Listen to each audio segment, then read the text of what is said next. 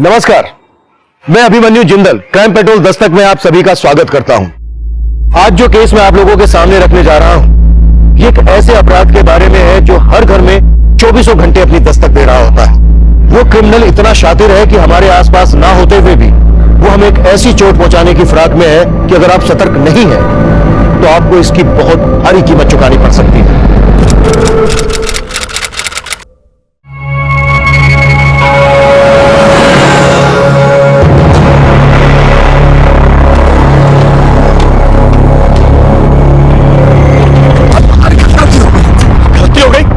Cycle चढ़ाने से नहीं मरेंगे हम। अरे दूध का डिब्बा लो और मारो हमारे सर पर, मर जाएंगे। हम काहे मारेंगे? काहे मारेंगे?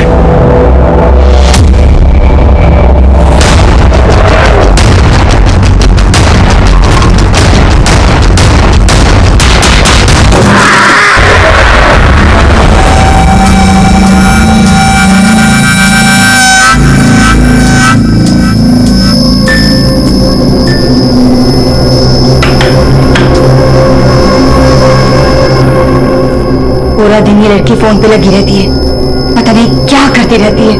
आपसे बात कर रहे हैं हम। सिग्नल नहीं आ रहा है सुबह से। टीवी पे नहीं, जरा बेटी पे ध्यान देंगे। इसके लक्षण कुछ अच्छे नहीं लग रहे हैं। हाथ से निकल जाएगी ना तब पता चलेगा आपको। सरला, आजकल के बच्चों को बड़े तरीके से समझाना पड़ता है, हम देख लेंगे। आपके इसी स्वभाव की वजह से ना एक दिन लड़की हाथ से निकल जाएगी तब पता चलेगा आपको। देखा, फोन पे भी ना लाक लगा रखी है जिसे जान ना पाए किससे बात कर रही है, क्या कर रही है। सुन रहे हैं? ये क्या कर रही हो आप? 2 मिनट बाथरूम क्या चले गए, आप हमारा फोन चेक कर रही हैं। बिना पूछे आप हमारे फोन को हाथ मत लगाया करो। देखा कैसी बात कर रही है? अस्मिता, कैसी बात करते हैं मासी? सुनो तो, अरे कहाँ जा रही हो? हाँ सुनो, अरे सुनो तो अस्मिता, अरे खाना ठंडा होना, खाना खा लो पहले। अस्मिता, अस्मिता। The number you have called is currently not reachable. Please try again later. Thank you. ये अच्छा है, कोई भी किसी को ब्लॉक कर देता है।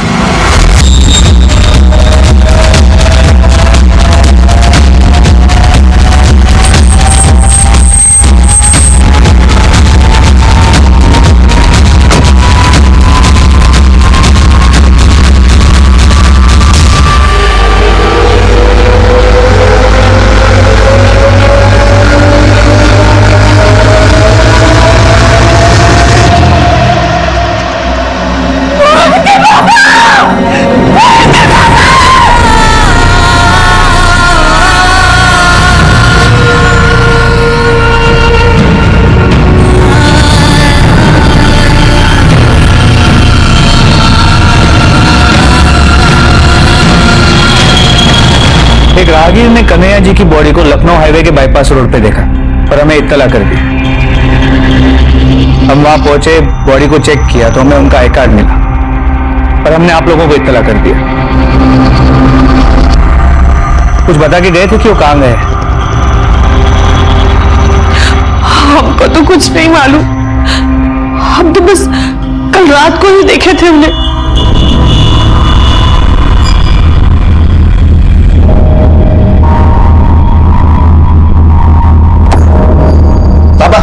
चलो खाना खा लो। पापा मम्मी बुला रही, चलो खाना खा लो। अरे सुन रहे हैं आप? मम्मी बुला रही, खाना खा रहे नहीं हो गए। सुन रहे हैं? क्या खाना खाना? एक दिन खाना नहीं खाएंगे तो मर जाएंगे क्या? अरे पापा गुस्सा क्यों हो रहे हैं? पगला गया है। सारा जिंदगी निकल गया, अब इस उम्र में अब क्या हमारी छाती पे खड़े रहोगे? निकलो, नहीं खाना हमको खाना।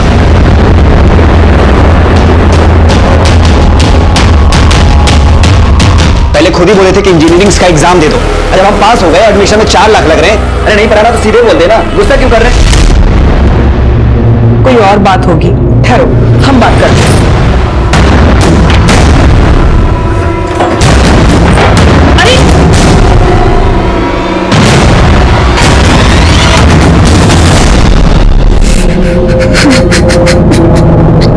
सुबह गए तो वो थे ही नहीं। मोहित के पापा,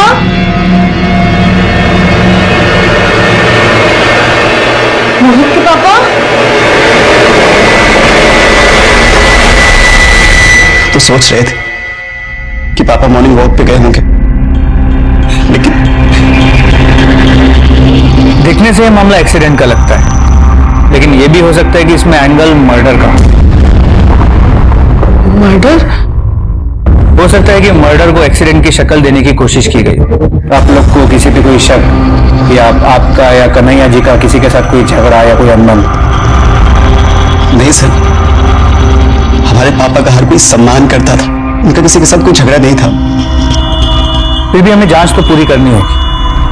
फिलहाल आप लोग जा सकते हैं। बॉडी की पोस्टमार्टम हो जाने के बाद बॉडी को आपको हैंडओवर कर दिया जाएगा।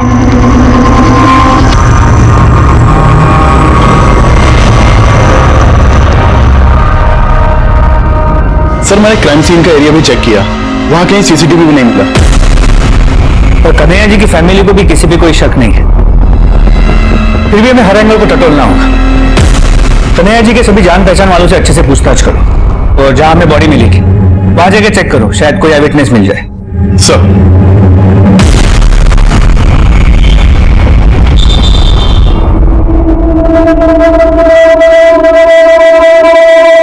अरे वाह, पहले तो कभी मिस कॉल भी नहीं दिया करती थी और आज इतने कॉल कर रही है हमें और यहाँ मिलने के लिए भी बुला लिया। बात क्या है?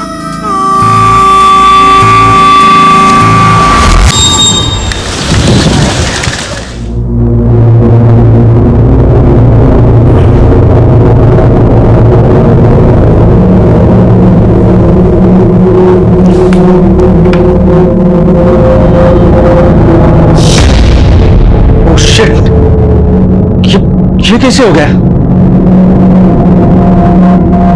क्या हुआ सोनू? भैया 6 मिस कॉल से, वो भी ISD कॉल से, प्लस 401 कोड। इसका मतलब शायद वो मेरा यूके का बायर है ना, वो मुझे कॉल कर रहा होगा और मैंने सारे फोन कॉल्स मिस कर दिए। कहीं वो ऑर्डर कैंसिल न कर दे।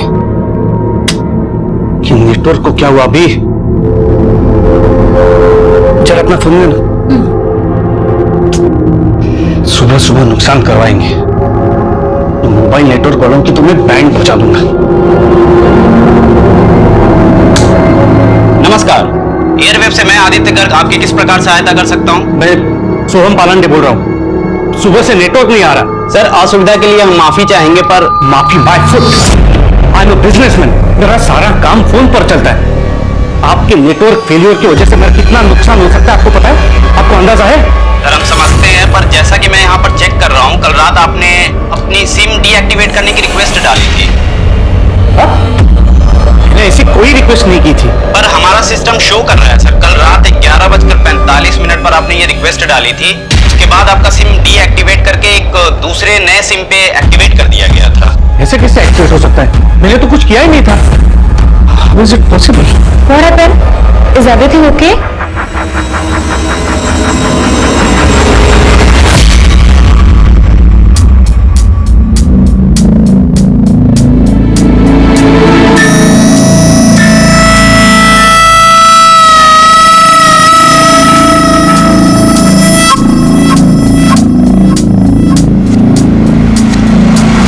कन्हैया जी की लाश कल सुबह जिस रोड पे मिली थी उस समय ये वहां पे मौजूद थे।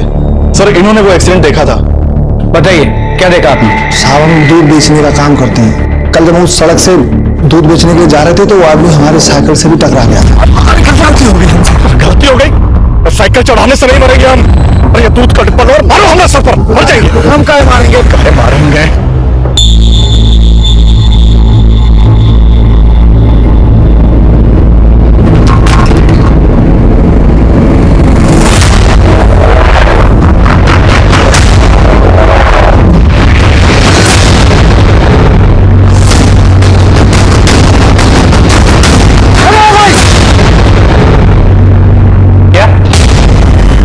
मतलब कि कन्हैया जी ने आत्महत्या की? हाँ साहब। हमें क्यों नहीं इन्फॉर्म किया? साहब हम 100 नंबर पे फोन करने वाले थे, लेकिन वो हादसा हमारी आंखों के सामने हुआ तो हम बहुत घबरा गए थे साहब। लेकिन आज ये साहब को जब हम पूछताछ करते हुए देखे तो हमको लगा सच बता देना चाहिए। उस बस का नंबर देखा था? नहीं साहब। ठीक है, तुम जा सकते हो। लेकिन अगर जरूरत पड़ी तो तुम्हें वापस बुलाएंगे, और अपना नंबर और एड्रेस इनके पास लिखा देना। जी साहब।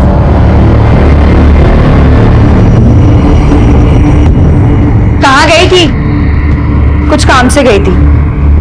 अस्मिता, माना कि हम पढ़े लिखे नहीं है, लेकिन इतने बेवकूफ भी नहीं है। पूरा दिन फोन से चिपकी रहती हो। क्या तुम्हारा फोन तुम्हारे परिवार से ज्यादा जरूरी है? एक दिन फोन बंद करके देखो, इस फोन की दुनिया के बाहर भी एक दुनिया है जो असली दुनिया है। आपको क्या पता कि इस फोन से क्या क्या नहीं किया जा सकता। एक फोन से हम पूरी बिजनेस चला सकते हैं। बिजनेस? इस फोन से कौन सा बिजनेस होगा? छोड़ो, आपको समझ में नहीं है। हमें सब समझ में आता है, कोई बिजनेस नहीं चल रहा है, लौंडाबाजी चल रही है ना बेशरम। इससे आगे तो आपकी सोच जाती ही नहीं, इसलिए आपको जो सोचना है सोचो, पर अब हम नहीं रुकने वाले। बस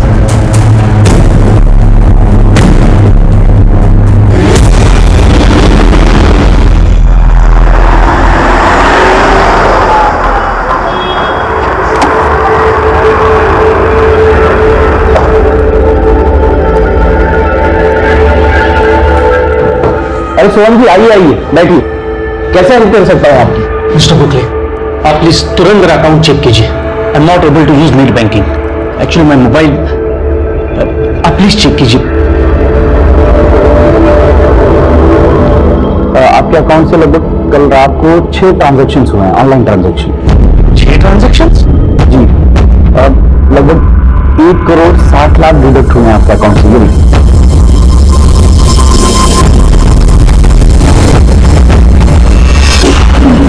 मिस्टर बुकले, पर मैंने तो ऐसे कोई ट्रांजैक्शंस नहीं किए।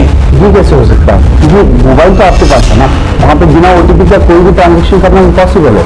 पर मेरा मोबाइल तो रात को 11:15 बजे से ही डीएक्टिवेट हुआ था। लेकिन ट्रांजैक्शन तो उसके 1 घंटे बाद से की गई है सर। ऐसे कैसे हो सकता है मिस्टर बुकले?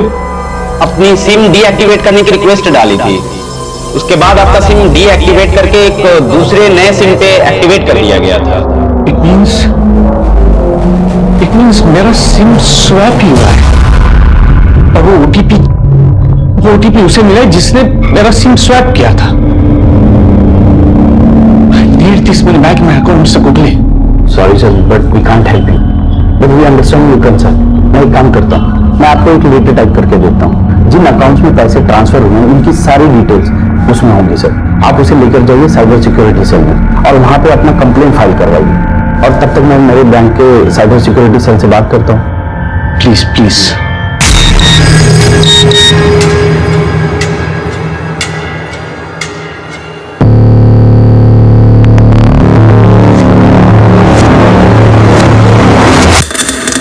गुड न्यूज, समझ लो, अब पैसे तुम्हारे अकाउंट में आ गए, बट मेरी फीस देने मत भूलना।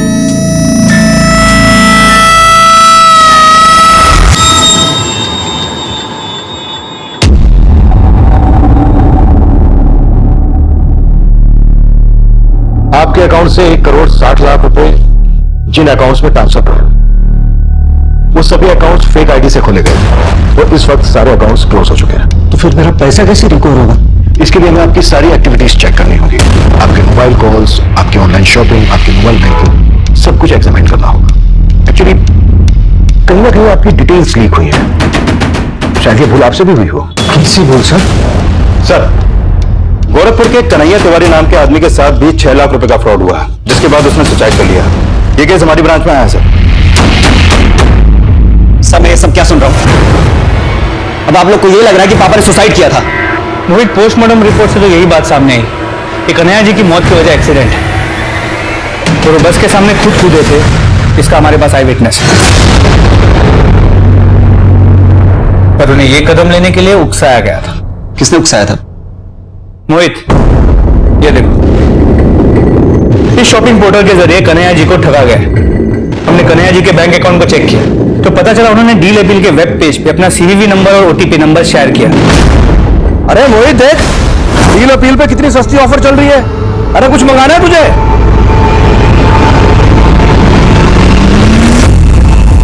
और उनके अकाउंट से 6 लाख रुपए ट्रांसफर किए। 6 लाख? हाँ, कन्हैया जी के अकाउंट में अब सिर्फ 1013 रुपए। लेकिन सर ये डील अपील जैसे दरअसल ये डील अपील की फेक वेबसाइट है। क्योंकि डील अपील के ओरिजिनल वेब पेज पे यहाँ पे कोई टोल फ्री नंबर नहीं है। सर हमने सोहम की पिछले महीने की डिजिटल एक्टिविटीज को चेक किया। सर पिछले हफ्ते ही सोहम ने एक लिंक पर क्लिक किया था, ये देखिए सर ये लिंक एक मेल के थ्रू भेजा गया था जिसमें एक बिजनेस लोन का ऑफर था। सोहम को लगा कि ये लिंक बैंक ने भेजा है, इसलिए उसने इस लिंक पर क्लिक किया। सोहम, क्या कर रहे हो तुम? चलो, सोना नहीं है क्या? लिंक खुल नहीं रही, ऑफर हो रहा है। सारा दिन काम काम, कल चेक कर लेना। चलो चलो चलो चलो। कुछ लोन का ऑफर है। उसके बाद वो फोन रखकर सो गया और फिर उसका फोन 3-4 घंटे तक हैंग रहा जिसका उसे पता ही नहीं चला।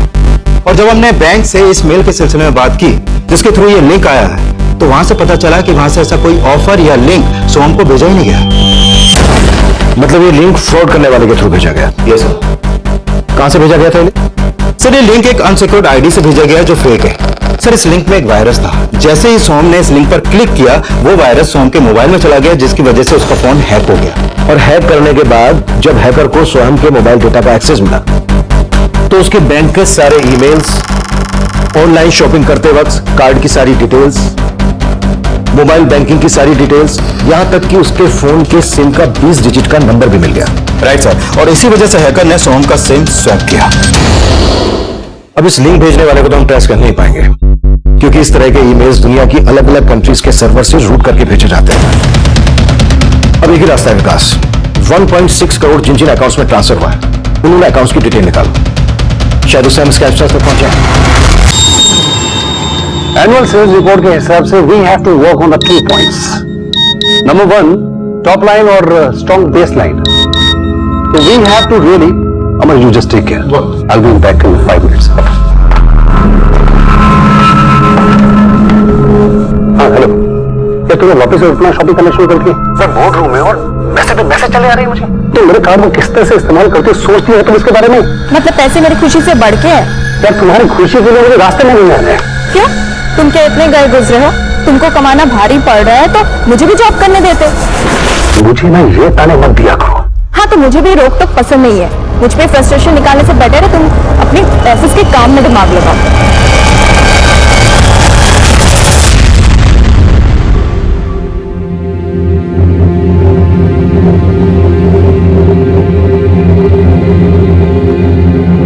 क्या हुआ मम्मी? अब खाना क्यों नहीं खा रही है? चलिए आप खाना खाइए। सारी जिंदगी पाई पाई करके जोड़े थे सब और वो धोखेबाज ने। हमको भी समझ नहीं आ रहा है कि पापा हमको क्यों नहीं बताया कुछ। माना कि पैसा चला गया पर हम भी तो थे। पर गलती तो हमारी भी थी कि उस दिन हम समझ नहीं पाए क्यों हम पे उस फोन वाले पे गुस्सा कर रहे थे। अरे पापा गुस्सा क्यों हो रहा है? पगला गए। सारा जिंदगी निकल गया अभी इस उम्र में। मेरे पापा की बहुत याद आ रही है। हमें समझ नहीं आ रहा कि वो ऐसा क्यों किया। मत रो, मत रो। वो हम सब से इसलिए मुंह मोड़ लिए कि तुझे इंजीनियर बनाने का जो सपना। नहीं मां, हम उनका सपना कतई पूरा नहीं करेंगे। दिल दुखाया हुआ हमारा, लेकिन उनकी मौत का बदला जरूर लेंगे।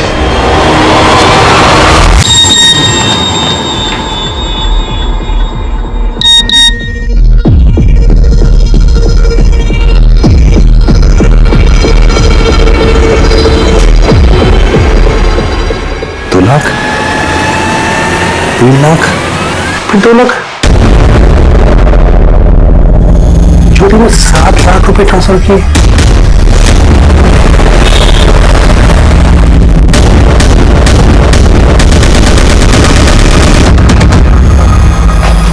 तो तुम्हारा फोन अगर स्विच ऑफ ही रहता है ना तो तुम हैक क्यों नहीं देती तुमसे? फोन की बैटरी खत्म भी तो हो सकती है। अरे खत्म तो बहुत कुछ हो रहा है। मेरा बैंक बैलेंस खत्म हो गया। 7 लाख रुपए तुमने कहां पर ट्रांसफर किए आज? कौन से 7 लाख?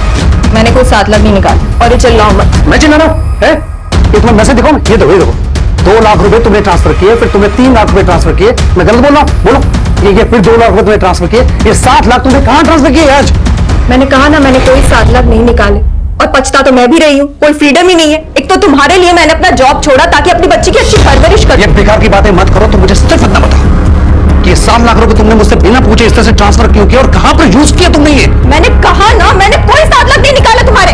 ठीक है, मैं जगह पुलिस एफआईआर लॉन्च कर रहा हूं, पुलिस वाले अपना पता लगा लेंगे कि किसने 7 लाख रुपए निकाले।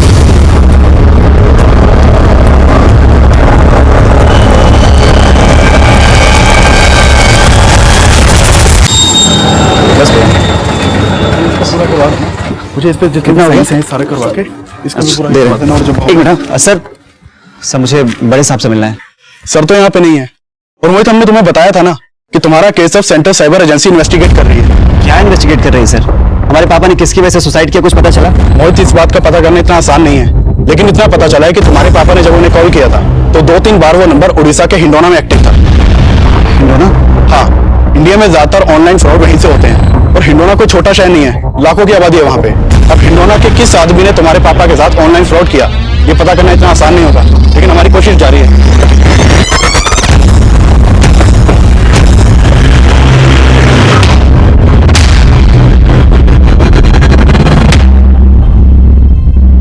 सर ये 7 लाख रुपए जो मेरे बैंक से चले गए हैं, इसका एक ओटीपी मेरे मोबाइल में आया था सर, लेकिन मैं बिजी था तो मैं उसको चेक नहीं कर पाया। बाद में एक और मैसेज आया सर, उसके बाद मेरा ध्यान गया कि ऐसे 3 मैसेजेस मेरे पास आए हैं जिसमें एक एक करके टोटल 7 लाख रुपए मेरे अकाउंट से ट्रांसफर हो गए। सर मुझे ये ट्रांसफर नहीं करना था और मैंने ओटीपी किसी के साथ शेयर भी नहीं किया था, तो ये ट्रांजेक्शन कैसे हो गए सर? धीरज, ये 7 लाख रुपए 3 ट्रांजैक्शन में किसी नीतीश शर्मा के अकाउंट में ट्रांसफर हुए। क्या आप इस अकाउंट होल्डर को जानते हैं? नहीं सर हो सकता मेरी वाइफ जानती हो, या हो सकता मेरी वाइफ ने नाम बदल के दूसरा अकाउंट खुलवा लिया। सर एक्चुअली क्या है कि मेरी वाइफ को पैसे उड़ाने की आदत है, हो सकता है पैसे के लिए। आप श्योर हैं कि इस फ्रॉड में आपकी वाइफ इन्वॉल्व हो सकती है?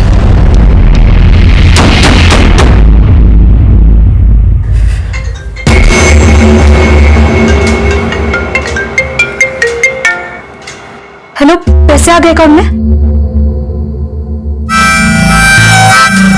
हाँ ठीक है, मैं आती हूँ।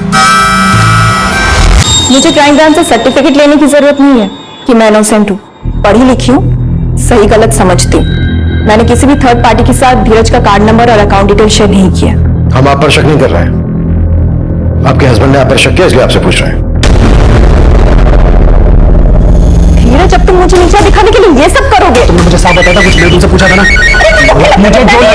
मुझे जो लगा मैंने उनको बोला, खत्म।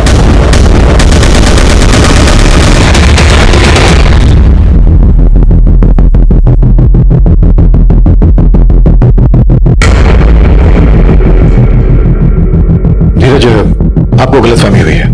आपके अकाउंट से 7 लाख रुपए जिस अकाउंट में ट्रांसफर हुए वो अकाउंट एक्चुअली आपकी वाइफ ज्योति को बिलोंग ही नहीं करता है, और इस वक्त वो अकाउंट क्लोज भी हो चुका है। अब हो गई तसल्ली? धीरज, हमें आपका मोबाइल चाहिए।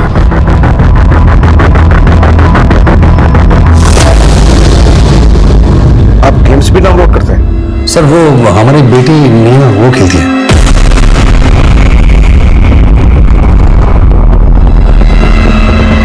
अच्छा एक बात बताओ अंकल को, आप गेम्स खेलते हो? Very good. अच्छा, आपको सबसे ज्यादा कौन सा गेम पसंद है? Thank you.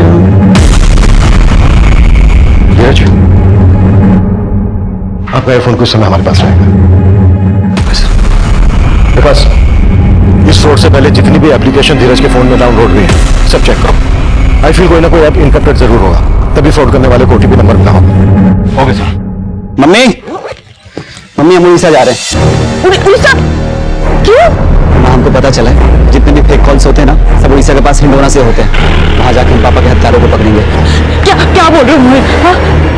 वो लोग बहुत खतरनाक होते हैं। हाँ, हम तुम्हें नहीं जाने देंगे। नहीं, हमको कुछ नहीं होगा, और जब तक हम पापा के हत्यारों को पकड़ नहीं लेती हमारे दिल को चैन नहीं पड़ेगा। पर बेटा, हमको जाना।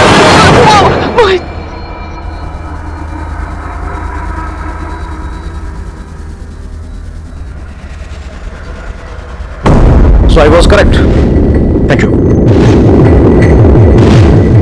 निया ने जो गेम डाउनलोड किया था, उस गेम के ऐप ने धीरज के फोन को लिंक किया उस सर्वर से जहां से वायरस डाउनलोड हुआ था। तो क्रिमिनल ने धीरज के फोन को बड़ी आसानी से हैक किया और अपने सिस्टम में एक्सेस कर लिया। और धीरज के फोन के मैसेजेस, कॉल्स, वीडियोस ये सब वो फ्रॉडस्टर्स अपने सर्वर पे देख सकता था, यहाँ तक कि उसकी बैंक की डिटेल्स भी। और चूंकि उस हैकर के पास धीरज के फोन का एक्सेस था, तो जो ओटीपी धीरज के फोन पर आया वो भी उसने देख लिया, और उसी ओटीपी के थ्रू उसने 7 लाख का अमाउंट अपने अकाउंट में ट्रांसफर कर लिया।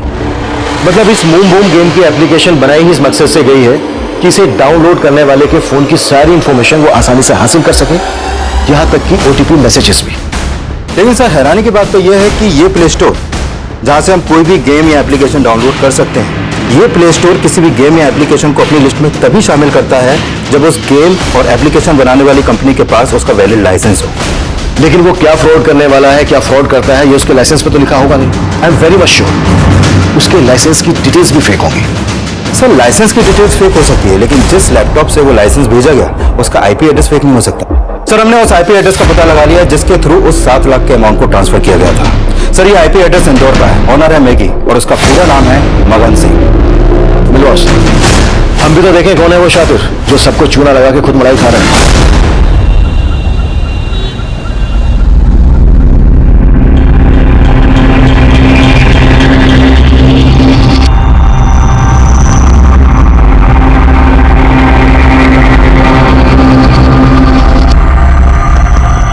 भैया एक चाय देना। जी ये लीजिए।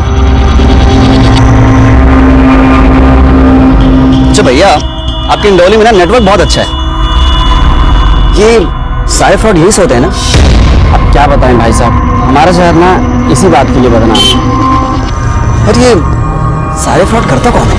इतना सब तो नहीं पता, लेकिन इंदौली कॉलेज के कुछ लड़के यही सब करके अपना जेब खर्च चलाते हैं।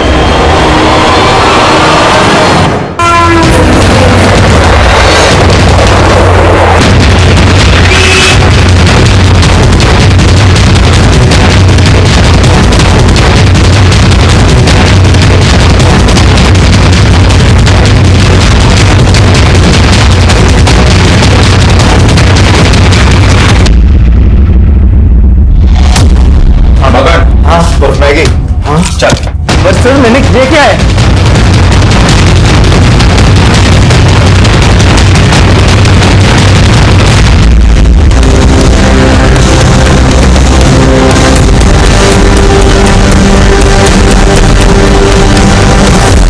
भैया मुझे आप लोगों की हेल्प चाहिए थी। कैसे हेल्प चाहिए?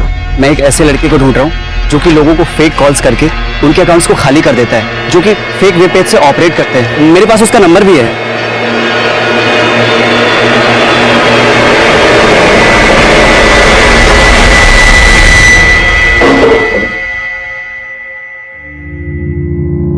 हाँ सर, मैंने धीरज के अकाउंट से पैसे निकाले थे।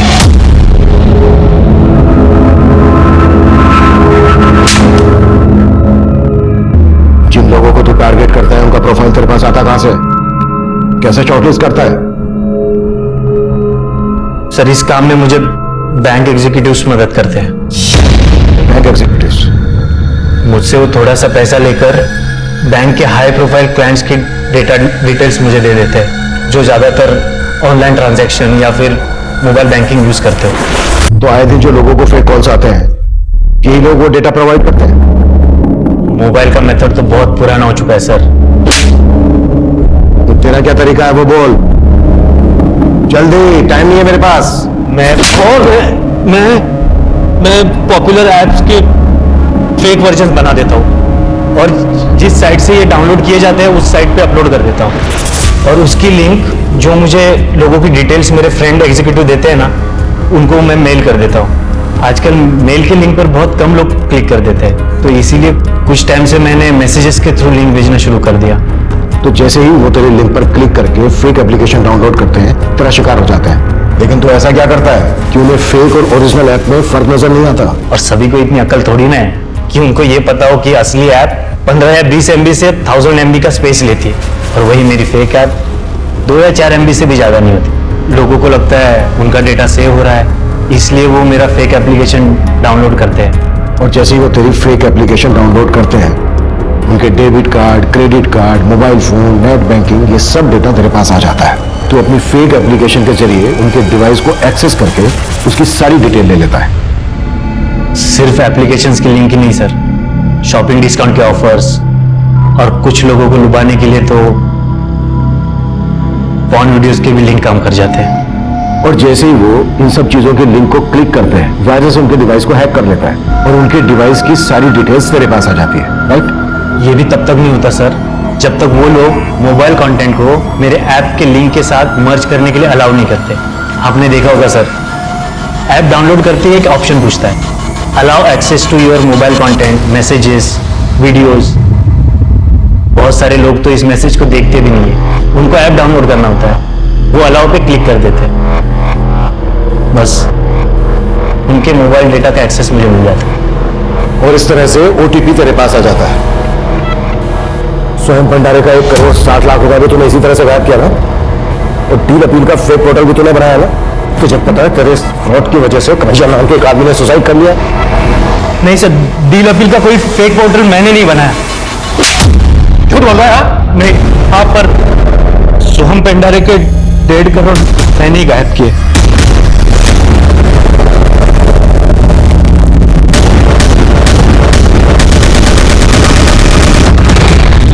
एक क्लिक, सिर्फ एक क्लिक को अलाउ करने से आपकी जिंदगी बर्बाद हो सकती है।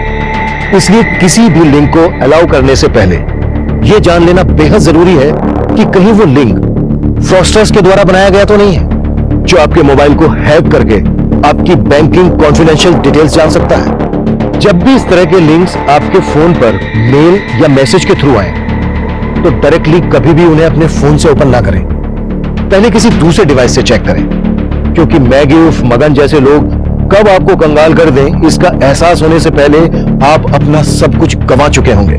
मैगी के बयान के आधार पर हमने उन बैंक एग्जीक्यूटिव्स को अरेस्ट कर लिया था जो उन्हें कस्टमर्स की डिटेल्स और ईमेल आईडी देते थे। धीरज और सोहन के केसेस हमने क्रैक कर लिए थे, लेकिन कन्हैया का केस हमें अब भी उलझा रहा था। डील अपील के फेक पोर्टल पर उन्हें चीट करने वाला अब भी हमारी पहुंच से दूर था, लेकिन अब जो हमारे सामने आने वाला था वो फिर से हमें हैरान कर देने वाला था। सब मोहित का फोन 3 दिन से नहीं लग रहा, हमको बहुत फिक्र हो रहा है साहब। मोहित कहाँ गया? सर वो उड़ीसा के हिंडोना में कहीं गया है साहब। मोहित की कोई तस्वीर है आपके पास? हाँ सब लाए हैं। क्या करो, हिंदोना पुलिस को अभी के अभी अलर्ट कर दो और मोहित की तस्वीर वहां भेज दो। ये साहब तो सेंट्रल साइबर एजेंसी को इन्फॉर्म कर दो। ठीक है सर।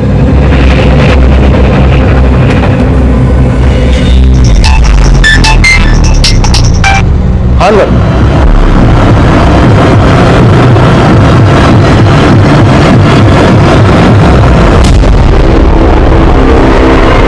कहाँ गई थी? कब से फोन लगा रहे हैं, उठा नहीं रही है। ये क्या बदतमीजी है? अस्मिता, कपड़े बदल के बाहर आ, बात करनी है तुझसे।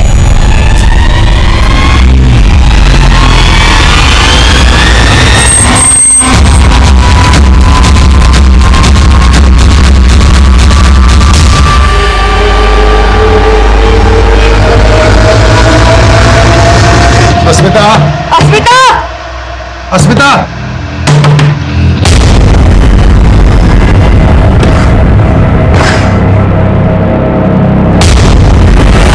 सर, हिंडोना में मोहित कहाँ है, इसका कोई लीड नहीं मिल पा रहा है। एक बात मेरी समझ में नहीं आ रही है, मोहित को उस आदमी के बारे में कैसे पता चला जिसने कन्हैया के साथ फ्रॉड किया था? सर, इस तरह के ऑनलाइन फ्रॉड के कई केस हिंडोना में भी हुए हैं, इसलिए गोरखपुर पुलिस ने इसके बारे में मोहित को भी बताया था। अब हिंडोना के किस आदमी ने तुम्हारे पापा के साथ ऑनलाइन फ्रॉड किया, ये पता करना इतना आसान नहीं होगा। हो सकता है मोहित जोश जोश में वहां पर चला गया और उसने अपनी जान खतरे में डाल दी। लेकिन हेलो, जय हिंद सर, पीआई अनवर बोल रहा हूँ, गोरखपुर पुलिस स्टेशन से। हाँ अनवर बोलो। सर, कन्हैया जी की तरह ही हमारे पास एक और सुसाइड का केस सामने आया और इस केस पे विक्टिम एक लड़की है, अस्मिता। कन्हैया जी की तरह ही ये भी एक ऑनलाइन फ्रॉड का शिकार हुई। कैसा फ्रॉड?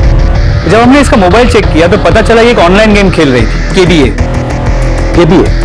जी सर, इसका फुल फॉर्म है कौन बनेगा अरबपति। लगता है कि एक नया ऑनलाइन फ्रॉड है, इसमें लोगों को भारी रकम जीतने की लालच देके ठगा जा रहा है। एक्चुअली अस्मिता अपने पिता का अकाउंट ऑपरेट करती थी, क्योंकि उसके माता पिता उतने पढ़े लिखे नहीं, और उसी अकाउंट से उसने करीब 3 लाख रुपए गवा दिए, क्योंकि उन फ्रॉडस्टर्स के पास उसके अकाउंट का एक्सेस आ गया। और हैरानी की बात यह है कि उसके मोबाइल से हमें उसके कुछ इंटीमेट फोटोज और वीडियोस मिले जो उसने एक चंदर नाम के आदमी को फॉरवर्ड किए थे, और फिलहाल ये चंदर भी गायब है। लेकिन अस्मिता के इंटीमेट फोटो का इस ऑनलाइन फ्रॉड से क्या वास्ता? कहीं ऐसा तो नहीं है कि चंदर के जरिए अस्मिता इस ऑनलाइन फ्रॉड का शिकार बनी? सर, फिलहाल कुछ कह नहीं सकते। ठीक है, इस केस की सारी डिटेल्स मुझे ईमेल कर दो। विकास, कौन बनेगा अरबपति नाम का एक और ऐप बना है जिसके थ्रू लोगों के साथ फ्रॉड किया जा रहा है। इस ऐप के बारे में सब कुछ पता करो। Okay sir.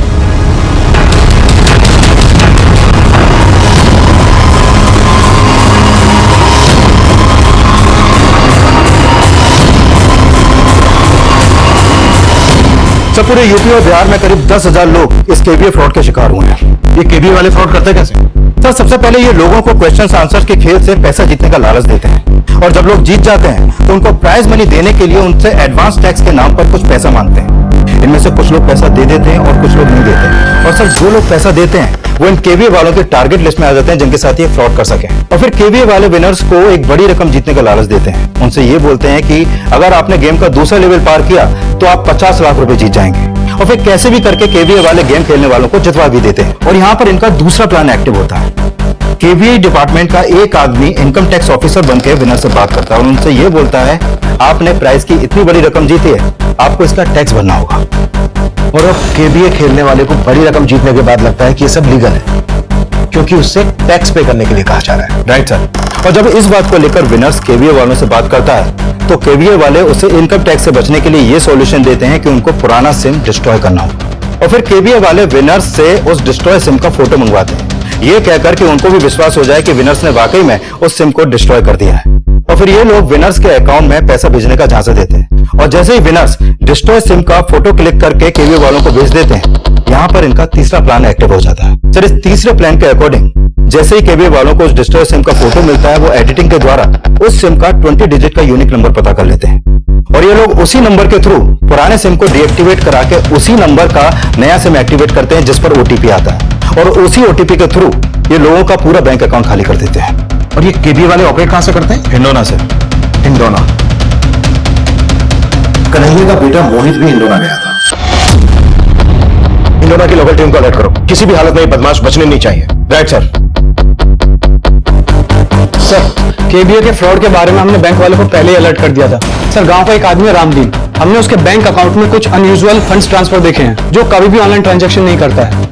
इस केबीए से जितनी भी ट्रांजैक्शन की गई है सबका ट्रायल चेक करो। जिन जिन अकाउंट्स में पैसा गया है या तो उन अकाउंट्स को क्लोज करने की कोशिश की जाएगी या उनसे पैसा निकालने की कोशिश की जाएगी और हमें क्रिमिनल्स को ऐसा करते हुए पकड़ना है। शायद इस फ्रॉड की वजह से पहले कन्हैया ने और अब अस्मिता ने अपनी जान गंवाई है।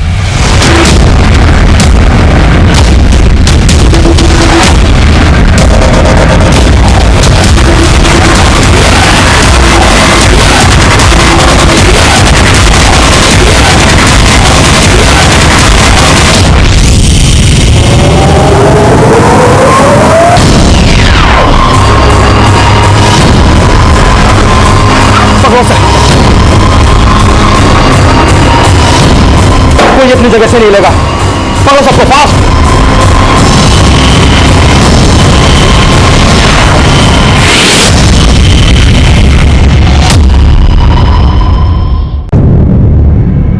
इसे जानता है? केबीए फ्रॉड में ये भी शामिल है? नहीं सर, हम तो इसे नहीं जानते। श्योर? जी सर। तो तू क्या कर रहा था वहां? पापा की मौत के बाद हमने कसम खाई थी कि हम उन फ्रॉडस्टर को पकड़ के रहेंगे जिन्हें हमारे पापा के साथ फ्रॉड किया है। और जब हमें यह पता चला कि ज्यादातर फ्रॉड यहाँ हिंडोना से होते तो हम हिंडोना आ गए, लेकिन हम उस आदमी को पकड़ नहीं पाए। लेकिन हम जिस आदमी से मिले उसने हमारे पापा की लूटी हुई रकम वापस करने का जरिया बताया। चलो तुम्हें लेकर चलता हूँ उस इंसान के पास जिसकी तुम्हें तलाश है। तूने उस लालच में आकर क्रिमिनल्स के साथ मिलकर क्राइम करना शुरू कर दिया। तू बोल, इस सबसे तेरे पापा की आत्मा को शांति मिलेगी? सब हम मानते कि हम सही नहीं थे, लेकिन हमारे पापा के साथ भी कुछ सही नहीं हुआ था। सर हिंडोना से जितने ही फ्रॉड करने वाले पकड़े गए हैं उनमें से कुछ लोग केबीए भी ऑपरेट करते थे। उन्होंने माना कि अस्मिता की तरह उन्होंने और लोगों को भी चूना लगा है, लेकिन सर उनमें से किसी ने भी चंदर को आइडेंटिफाई नहीं किया। मतलब अस्मिता के सुसाइड की वजह सिर्फ केबीए फ्रॉड नहीं, कुछ और भी है? सर अस्मिता की पोस्टमार्टम रिपोर्ट से पता चला है कि उसके साथ रेप भी हुआ था और उसके मोबाइल से कुछ वीडियोस मिले हैं जो पोर्न साइट पे भी अपलोड किए गए हैं। और ये अपलोड किसने किया? सर उसका आईपी एड्रेस हम ट्रेस कर रहे हैं। सर आईपी एड्रेस ट्रेस हो गया है। सर अस्मिता की असली वीडियो वेबसाइट पे अपलोड करने वाला कोई और नहीं, उसका कजिन धर्म था और चंदर उसका दोस्त था।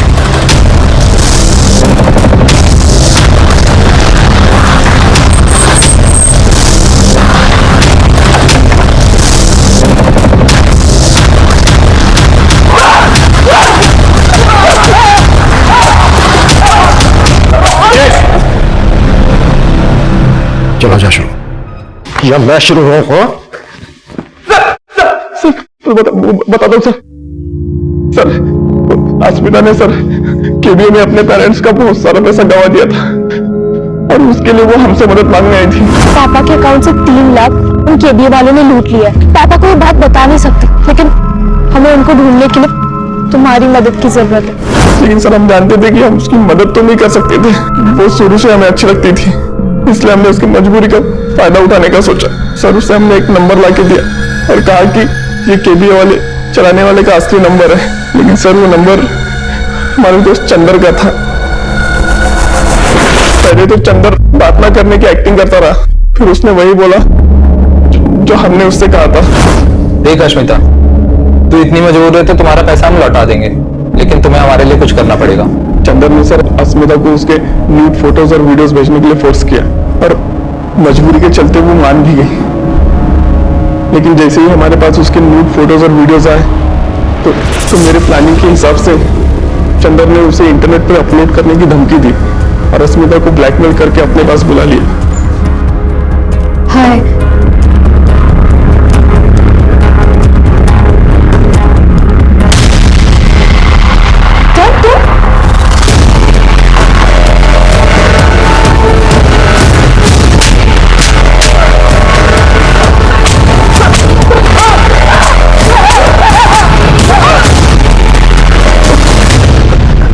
अस्मिता तेरी कजन थी, बहन थी तेरी, और तूने ब्रजेश इतना कुत्ता, सालों को इतना कुत्ता कि यहां से 1-1 किलोमीटर दूर तक इनकी चीखें सुनाई देनी चाहिए।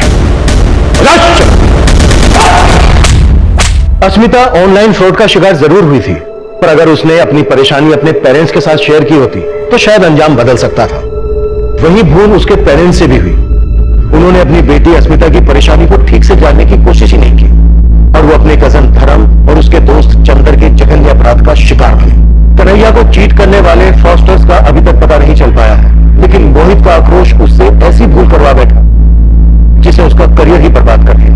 इन सभी केसेस से हमें एक सीख लेने की जरूरत है कि अपनी बैंकिंग कॉन्फिडेंशियल डिटेल किसी के साथ शेयर ना करें। वहीं सिम स्वैप की घटनाओं को देखते हुए सर्विस प्रोवाइडर्स को एक एडवाइजरी जारी की गई है। जब भी किसी का सिम स्वैप होता है तो अगले 24 घंटे तक उस नंबर की मैसेजिंग सर्विस बंद कर दी जाती है। इसलिए 24 घंटे के अंदर अपने सर्विस प्रोवाइडर से जरूर संपर्क करें। देखते हैं हमारे आज के एपिसोड की दूसरी कहानी।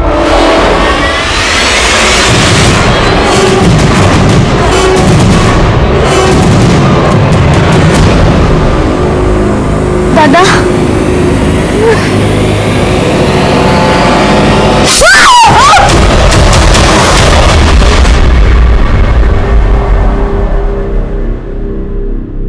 लगता है ये मर्डर, खून खराबा बहुत आम बात हो गई आजकल। इंसान का खून इतना सस्ता हुआ है कि वो ब्लड बैंक में कम जमा होता है और मारपीट में ज्यादा बहता है और किसी को कुछ फर्क नहीं पड़ता, क्योंकि इंसान का कोई अपना जब तक नहीं मरता तब तक वो नहीं सुधरता। नमस्कार, मैं सीनियर इंस्पेक्टर सुनील केलकर आप सबका स्वागत करता हूं क्राइम पेट्रोल दस्तक के इस भाग में। आज तक तो आपने बहुत सारे मर्डर केसेस देखे होंगे, लेकिन ये केस थोड़ा सा डिफरेंट है, क्योंकि इस केस से जुड़े हुए लोग डिफरेंट बैकग्राउंड से, different financial status, different families और डिफरेंट मेंटेलिटी के थे। सिर्फ इनमें एक चीज कॉमन थी, ये किसी अपने करीबी को मरने से बचाना चाहते थे, लेकिन इसी कोशिश में वो कई लोगों की जानें गंवा बैठे।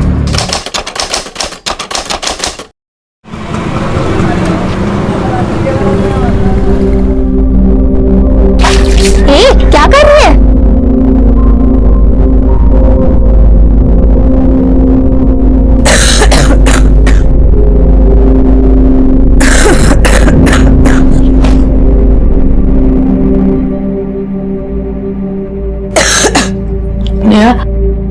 एक गिलास पानी देना। पहले तुम मुझे वो गुड़िया निकाल के दो जो दीवार पे है। तो बहुत ऊपर है, मेरा हाथ नहीं जाएगा। तुम मत उतार के दो, मैं खुद उतार लूंगी। रुक नया, काम कहाँ गिर जाएगी, मैं उतारती हूँ।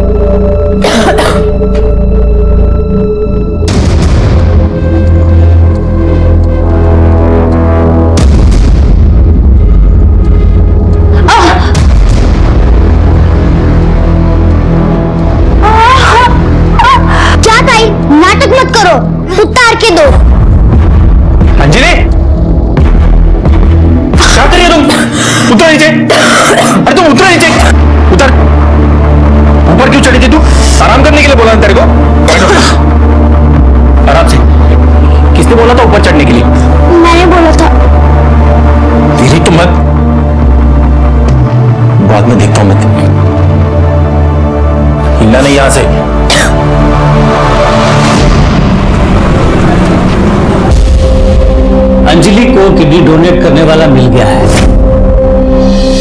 अब हमें बिना देर किए हुए अंजलि का किडनी ट्रांसप्लांट कर देना चाहिए। सर बहुत क्या कर रहे हो? देखो, मैं तुम्हारे लिए कुछ स्पेशल नहीं कर रहा हूँ। जिन लोगों की किडनी खराब हो जाती है और ट्रांसप्लांट की जरूरत होती है, ऐसे लोगों की हमारे पास एक लिस्ट होती है और उस लिस्ट के हिसाब से अंजलि का नंबर है। पर एक प्रॉब्लम है। क्या प्रॉब्लम साहब? हमें जो किडनी डोनेट कर रहा है वो आदमी अभी जिंदा है, उसे पैसे चाहिए, वो बेचना चाहता है। कितना पैसे चाहिए उसको? 3 लाख। 3 लाख?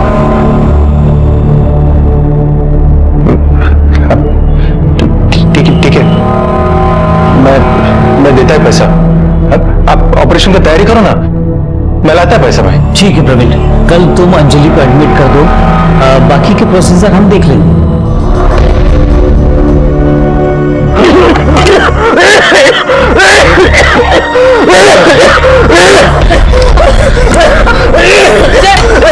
मैं लेके आती हूँ।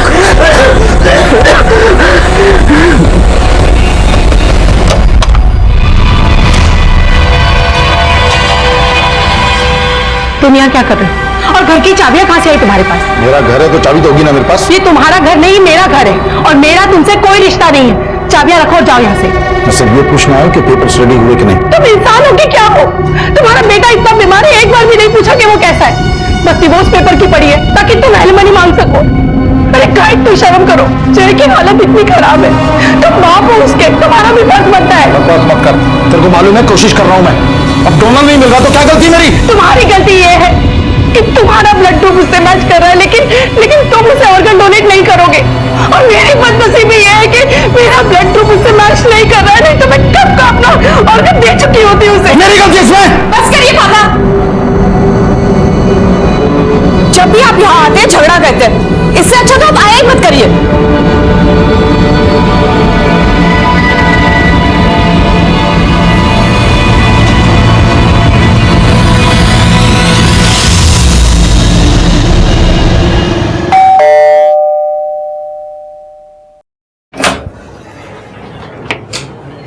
छोटू, कौन है?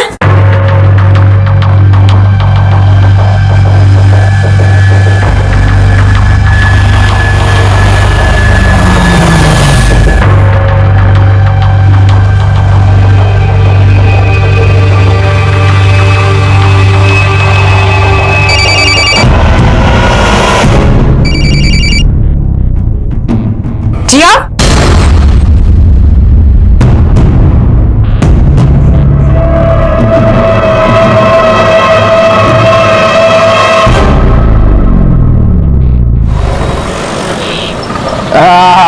देखो मैंने क्या लाया है, लो। अरे वाह, बिरयानी! आज मेरे लिए बिरयानी है। हाँ, अंजलि को किडनी देने वाला मिल गया है, इसलिए पार्टी तो बनती है। क्यों? लो खा लो। 1-2 दिन में तेरे को हॉस्पिटल में एडमिट करने का है, फिर जल्दी से जल्दी तेरा ऑपरेशन भी हो जाएगा, पर तो एकदम ठीक हो जाएगी पहले की तरह। भगवान ने सुन लिया अपनी, जो एक भले आदमी को तेरे को किडनी देने के लिए भेज दिया।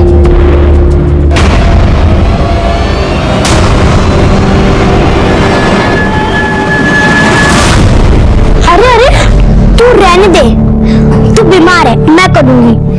और तू हॉस्पिटल में भी मैं ही तेरी देखभाल करने आऊंगी। उम्र तो देख तेरा, 10 साल की है तू और माँ बन रही है। उधर डॉक्टर नर्स हर कोई है उसका देखभाल करने को। मैं वहाँ नजर रखूंगी कि डॉक्टर और नर्स ताई का अच्छे से देखभाल करते हैं नहीं। अच्छा अच्छा, चलो सल्टा दे यार उसमें। एक मिनट में बाद में बात करता हूँ। शंकर पिल्ले, अच्छा आपको 1 महीने के लिए घर चाहिए ना? 5,000 रुपये भाड़ा पड़ेगा। सारू, जय श्री कृष्ण। जिया, बोरिस के घर वाले शाम को मिलने आ रहे हैं। मुझे नहीं मिलना माँ उनसे। कहानी काय गई है? मैं तेरी शादी के बाद वो परिश्रा जैसे लड़के से कर रही हूँ और तू उस निकम्मे संभर के चक्कर में पड़ी है। अरे परेश शाह के लिए लड़कियों की लाइन लगी है, शेयर मार्केट में बहुत मोटो नाम छे। तो उसे कहो कि उसी लाइन में से किसी एक लड़की को सिलेक्ट कर ले, क्योंकि ना मुझे उसमें ना उसके शेयर मार्केट में कोई इंटरेस्ट है। भाभी, जय बाबा की तबीयत फिर से बिगड़ गई है, मुंह से खून निकल रहा है। दादा, अब गाड़ी काय को बेच रहे हो? अरे मस्त धंधा है ना अपना। अंजलि के इलाज के लिए पैसा चाहिए आपको। गाड़ी के अलावा दूसरा कुछ नहीं है मेरे पास बेचने के लिए। और गाड़ी का क्या है रे? एक बार अंजलि ठीक हो जाए तो ऐसा 10 गाड़ी खड़ा करेगा अपन। चल भाई, अनिल भाई गाड़ी लेने को तैयार है। म्यूनसिपालिटी का लाइसेंस सब क्लियर है ना? सब क्लियर है मेरे पास, लाइसेंस सब है, टेंशन नहीं। ठीक है, 3 लाख मीटर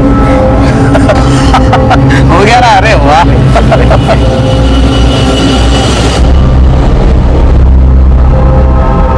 आराम से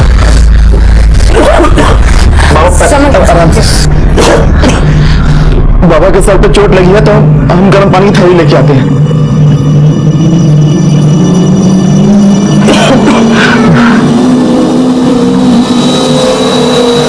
डॉक्टर साहब, कोई डोनर मिला क्या? जय की हालत तो दिन ब दिन खराब होती जा रही है। देखिए मैडम, मैंने पहले आपको बताया था कि लिस्ट में जय से पहले किसी दूसरे पेशेंट का नाम है। अगर डोनर मिला भी तो सबसे पहले प्रेफरेंस उसे ही दी जाएगी। तो लिस्ट में नाम ऊपर लाने का कोई और तरीका नहीं है? नहीं मैडम, ऐसा कोई रूल नहीं है। अगर हम उन्हें पैसे ऑफर करें तो कुछ बात बन सकती है? नहीं। हाँ, अगर ट्रांसप्लांट से पहले उस पेशेंट की डेथ हो जाती है तो किडनी उसके बाद वाले पेशेंट को मिल सकती है। अरे प्रवीण, अरे बहिणीला ऍडमिट केलं का? हाँ सकाळीच केलं, वो किडनी देने वाला मिल गया उसको। अरे बाबा, बरं झालं, त्या शेट्टीचे आपण आभार मानले पाहिजे, देवासारखा आहे तो। सर, पैसे का इंतजाम हो गया साहब। ये देखिए, मैं 3 लाख रुपए लेके आया। ये देखिए, अब अंजलि को किडनी कब मिलेगा? प्रवीण, एक प्रॉब्लम है। अभी क्या प्रॉब्लम है साहब? देखो प्रवीण, जो डोनर किडनी दे रहा था वो अब 3 लाख के बजाय 6 लाख रुपए मांग रहा है। साहब ऐसा कैसे मान सकता है वो? ये किस तरह का डोनेशन है साहब? ये तो सीधा सीधा पैसा बना रहा है वो। कोई बात नहीं साहब, उसको 6 लाख चाहिए ना, मैं देगा उसको 6 लाख। आप ऑपरेशन की तैयारी करो ना, मैं लाते हैं 6 लाख भी लाता है। मंजर भाई, वो थोड़ा पैसा चाहिए था मेरे को उधर ही पे।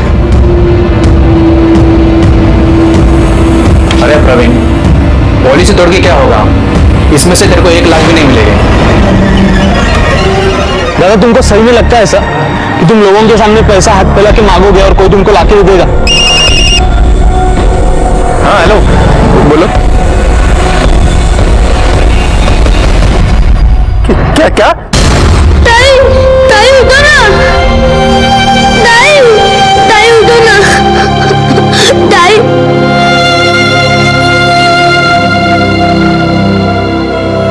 दादा देखो ना, ताई को क्या हो गया? ताई उठ नहीं रही है। तो देखो ना, ताई को क्या हो गया? ताई उठो ना। अंजलि, तेरे दादा है, देख लो। आके खोलो तू। प्रवीण, सांभाला अपने आप को। हाथ लगा, समझा तू? पैर को बाहर डाला तुम लोगों ने। किडनी नहीं मिला ना? नहीं मिला ना इसको किडनी? अभी मैं देखता है किसको किडनी मिलता है ना, मैं देखता इधर। छोड़ूंगा नहीं तुम लोगों को, सबको छोड़ूंगा नहीं तुमको, समझा ना?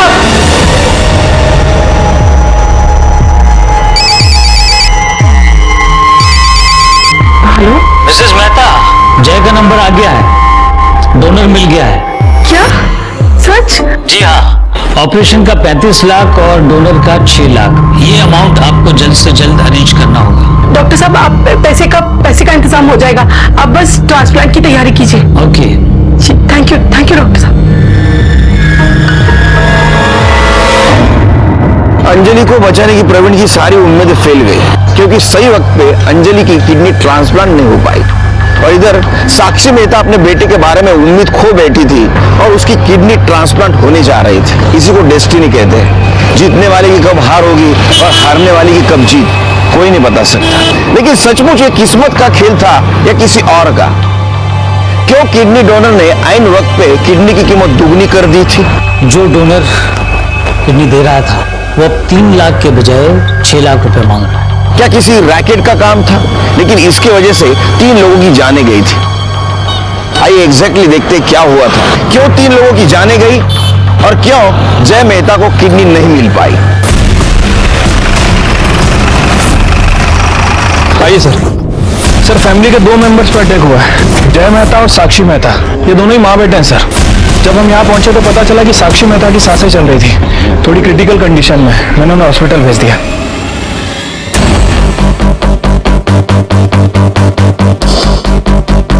सर ये जय माता, जब तक हम यहाँ पहुंचे ये मर चुका था। और ये जिस तरह का ये घाव है, देखकर लग रहा है किसी धारदार चीज से हमला किया गया है। कोई मर्डर वेपन मिला? नहीं सर, पूरे घर को अच्छे से चेक किया है, लेकिन कहीं कोई मर्डर वेपन नहीं मिला। हो सकता है कि मर्डर अपने साथ लेके गया हो। ये यहाँ पड़ा हुआ ब्लड देख के ऐसा लगता है कि माँ को यहाँ मारा गया और उसका बेटा ये कमरे से या ऊपर से आ रहा होगा चीख सुन के, तो मर्डर ने उसको भी मार दिया। अच्छा, मेहता की फैमिली कौन कौन है? सर मैंने पड़ोसी से पता किया है, साक्षी का हस्बैंड है जिग्नेश, लेकिन वो इन लोगों के साथ नहीं रहता है सर। और एक बेटी है जिया, वो फिलहाल घर पे नहीं है, मैंने उसे कॉल करके बुलाया है। ये सब हुआ तब आप कहाँ थी? कैफे में थी सर। आपके फादर क्यों नहीं रहते आपके साथ?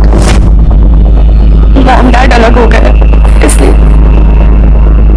जब ये सब हुआ तो उसके बाद में जब घर पे आप आई, कोई चीज आपको मिसिंग दिखी?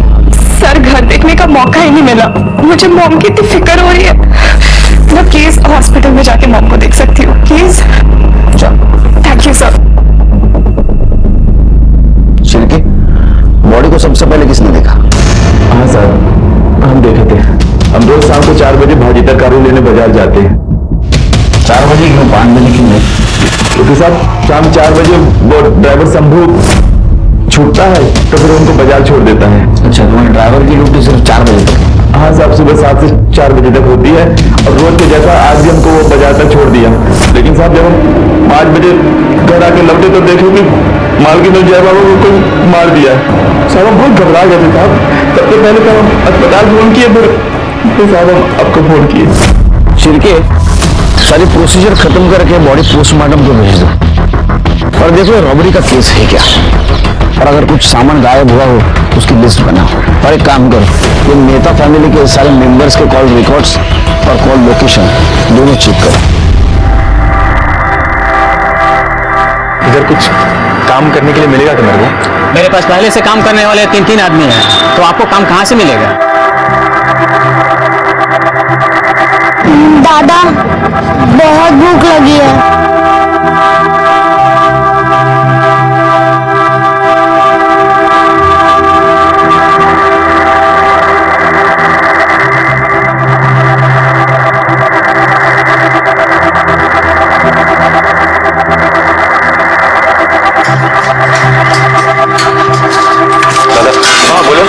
इधर कुछ मेरे को काम मिलेगा? काम? सैंडविच बनाना आता है? सैंडविच बनाना तो नहीं आता, लेकिन मैं बहुत अच्छा वड़ा पाव बनाता है। अरे तेरे इस मस्त वड़ा पाव का इस सैंडविच की दुकान में मैं क्या अचार डालूंगा क्या? अंजलि,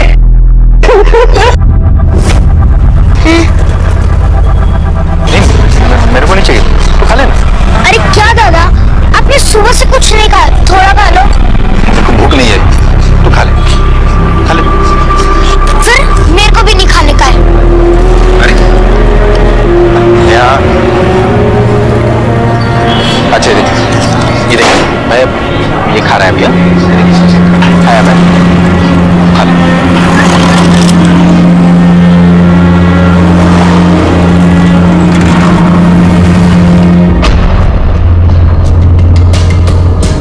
साक्षी की तबीयत कैसी है? बेहोश है, अभी तक होश नहीं आया। ये साक्षी के पास आए? हाँ। कौन है? वो साक्षी का हस्बैंड है, मगर वो लड़की पता नहीं कौन है। हेलो सर, मैं साक्षी का हस्बैंड जिग्नेश मेहता। ये नंदा भुजवानी मेरी फ्रेंड है सर। Hello sir. जिस वक्त साक्षी और जय पे हमला हुआ कहाँ थे आप? मैं नंदा के साथ था सर। हाँ, वो हम लोग शॉपिंग मॉल में शॉपिंग कर रहे थे। क्या किया? अब जी वो सर कुछ ले नहीं पाए, जिया का फोन आया, उसने ये सब बताया तो सीधे यहाँ चले आए। ठीक है, बैठो। शिरके ये साक्षी के साथ घर में नहीं रहता है, ये लड़की के साथ घूमता है। इसका मतलब इन दोनों का कोई जुगाड़ है। ये मर्डर में इनका भी हाथ हो सकता है। तो काम करो, दोनों को सीडीआर निकालो। सर, ये उन चीजों की लिस्ट है जो हमारे घर से गायब हुई है। 25 लाख का कैश और कुछ 10 लाख के आसपास की ज्वेलरी चोरी हुई है। 25 लाख कैश? इतना कैश घर में रखना कानून अपराध है। किस चीज के लिए रखा था इतना कैश? पता नहीं सर। हाँ, शायद जय के ऑपरेशन के लिए मम्मी ने रखा होगा। किस चीज का ऑपरेशन था? Kidney transplant. ठीक है, हम लोग ये सब चेक कर लेते हैं और कोशिश करते हैं कि आपकी ज्वेलरी और कैश आपको जल्द से जल्द मिल जाए। आपके पास कोई फोटो है ज्वेलरी का? हाँ सर, फैमिली एल्बम में होगा शायद। पार्टी फोटो ढूंढना। एक मिनट, जब आपके माँ के ऊपर और भाई के ऊपर हमला हुआ उस वक्त आप कौन से कैफे में थी? 4th and 5th रोड के कॉर्नर में जो कैफे है वही थी। ठीक है सर, ये जय मेहता की पीएम रिपोर्ट के मुताबिक उसका मर्डर 3:45 से 4:45 के बीच में किया गया और वेपन के तौर पर तकरीबन 12 से 13 इंच लंबा चाकू यूज किया गया। हो सकता है ये वेपन मेहता फैमिली के किचन में मिला। और सर, ये मेहता फैमिली के कॉल रिकॉर्ड्स और mobile location? Sir, mobile location तो अभी नहीं आई है। कॉल रिकॉर्ड्स को मैंने चेक किया है सर, लेकिन कुछ सस्पिशियस नहीं मिला है। और सर, ये साक्षी कंटिन्यूस किसी लॉयर के टच में थी। कोई राने हैं सर। जिग्नेश डिवोर्स और एलिमनी के लिए साक्षी पर प्रेशर डाल रहा था। वो खुद तो कोई काम धाम करता नहीं था, ऊपर से हर दूसरे दिन किसी नई औरत के साथ दिखता था। इसलिए साक्षी ने डिसाइड किया था कि वो जय को नॉमिनी बना देगी। जिया को क्यों? क्योंकि जिया का दिल्ली के एक लड़के समर सिंह से अफेयर चल रहा है और ये बात साक्षी को बिल्कुल पसंद नहीं थी। उसने जिया का रिश्ता परेश शाह से तय कर दिया था। परेश शाह का स्टॉक मार्केट में अच्छा काम है, लेकिन रिश्ता पक्का होने के बावजूद जिया ने समर को नहीं छोड़ा और ये बात साक्षी को बिल्कुल पसंद नहीं आई। ये जिग्नेश और नंदा के कॉल रिकॉर्ड है, इनका एक कॉपी बनवा लो। सर, मैंने जिग्नेश और नंदा के कॉल रिकॉर्ड चेक किए हैं सर। जिस दिन जय और साक्षी पर हमला हुआ, कॉल रिकॉर्ड के हिसाब से उनकी लोकेशन मॉल की नहीं थी, बल्कि मेहता फैमिली के घर के आसपास की थी। और सर, जिस समय मर्डर हुआ, दोनों की लोकेशन मर्डर के टाइम से मैच हो रही है। अच्छा, मतलब ये दोनों हमसे झूठ बोल रहे थे? हाँ, वो हम लोग शॉपिंग मॉल में शॉपिंग कर रहे थे। झूठ बोलने की वजह भी तो हो सकती है। शिरके, वकील ने हमें जो इन्फॉर्मेशन दी उसके मुताबिक अगर साक्षी की मौत होती तो उसका सबसे ज्यादा फायदा जिग्नेश को होगा, क्योंकि जिग्नेश उससे डिवोर्स मांग रहा था। अगर डिवोर्स मिलता तो सिर्फ एलिमनी मिलती, लेकिन अगर साक्षी मरेगी तो पूरी प्रॉपर्टी उसको मिलेगी और डिवोर्स की झंझट ही नहीं रहेगी। बेटा, डॉक्टर का कहना है कि साक्षी के बचने के चांसेस बहुत कम है। बेटा वो मत, मैं हूं ना तुम्हारे साथ, मैं देखता हूं।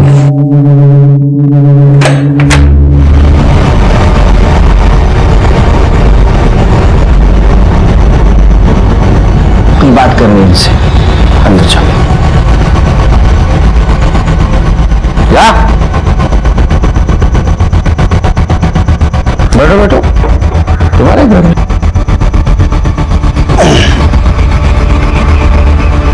घबरा क्यों रहे? घबराओ मत, मेरे सवालों का सीधा सीधा जवाब दे दो। सच्ची सच्ची बता। मेरे दो सवाल है, जय को क्यों मारा और साक्षी को क्यों मारना चाहते थे? ये क्या कह रहे हैं सर? मैं अपने बेटे को क्यों मारूंगा और साक्षी को मारने की कोशिश भी क्यों करूंगा सर? सोचूंगा भी क्यों? क्योंकि तुम उसको परेशान कर रहे थे। तुम्हें डिवोर्स भी चाहिए था, तुम एलिमनी भी मांग रहे थे और वो नहीं दे रही थी, और इस वजह से नंदा भोजवानी से शादी करने में तुम्हें दिक्कत आ रही थी। नहीं सर, एक्चुअली सर हमारी शादी में शादी जैसा कुछ था ही नहीं, इसलिए मैं साक्षी से डिवोर्स मांग रहा था और मैं उसे परेशान नहीं कर रहा था, मैं तो रिक्वेस्ट कर रहा था सर उससे। और तुम्हारी सो कॉल्ड रिक्वेस्ट नहीं सुन रही थी, इसलिए तुमने उसको मार दिया। नहीं सर, मैंने बताया ना, जब मैं यहाँ था ही नहीं तो मैं मार कैसे सकता हूँ सर? 17 साल हुए नौकरी में, 17 साल, समझा? तेरा मोबाइल लोकेशन दिखा रहा है, तो उस दिन यहाँ था। अब मैं बताता हूँ क्या हुआ उस दिन। नंदा भोजवा ने तुझे अल्टीमेटम दिया शादी के लिए, और उसी गुस्से में तू यहाँ पहुंचा। शर्म नहीं आती तुम्हें? घर में बच्चा बीमार पड़ा है, तुम्हें डिवोर्स की पड़ी है? जाओ जाके उसी के पास रहो, वहीं जाके अपना मुंह काला करो। और अब साक्षी मर गई तो उसकी सारी प्रॉपर्टी तेरे नाम हो जाएगी और तू नंदा से शादी कर पाएगा। ये सर क्या कह रहे हैं सर आप मुझे फंसा रहे हो? मैंने ऐसा कुछ किया ही नहीं। शिरके ये अंदर ही बोलेगा। चलो लेके उसको चले सब। और जब तक हमारा एविडेंस ढूंढना चल रहा है तो हमारा मेहमान बन के रहेगा, और उसके बाद हमारे शिरके का हाथ और करड़े की लात। चल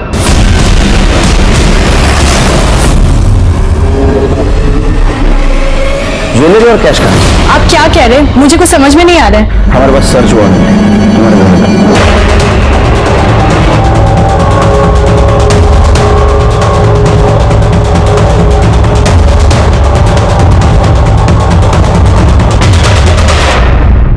कुछ मिला क्या? नहीं सर। सर ऊपर भी तलाशी ली, ना तो पैसे और ना ही ज्वेलरी। शहर से बाहर नहीं जाना जब तक केस का इन्वेस्टिगेशन चल रहा है। जी। ठीक है।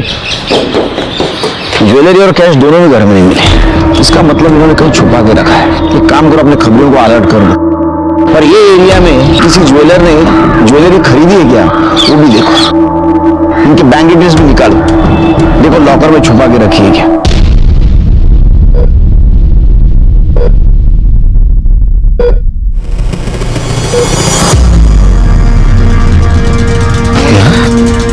क्या हुआ? इधर क्यों बैठे? दादा ताई की बहुत याद आ रही है। भगवान ने उन्हें हमसे छीन लिया है। अब मैं कभी भी भगवान के सामने हाथ नहीं जोड़ूंगी।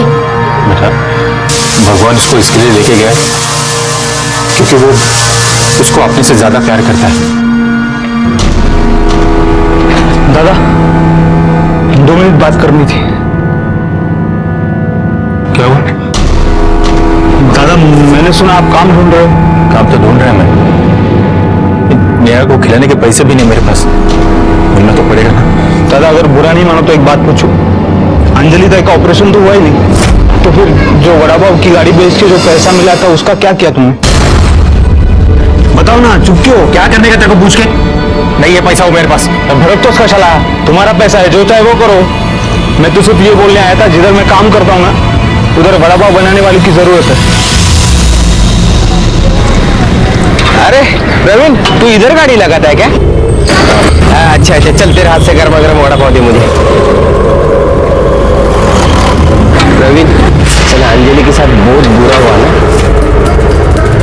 चलो किडनी डोनर ही फ्रॉड निकला, पनौती साला।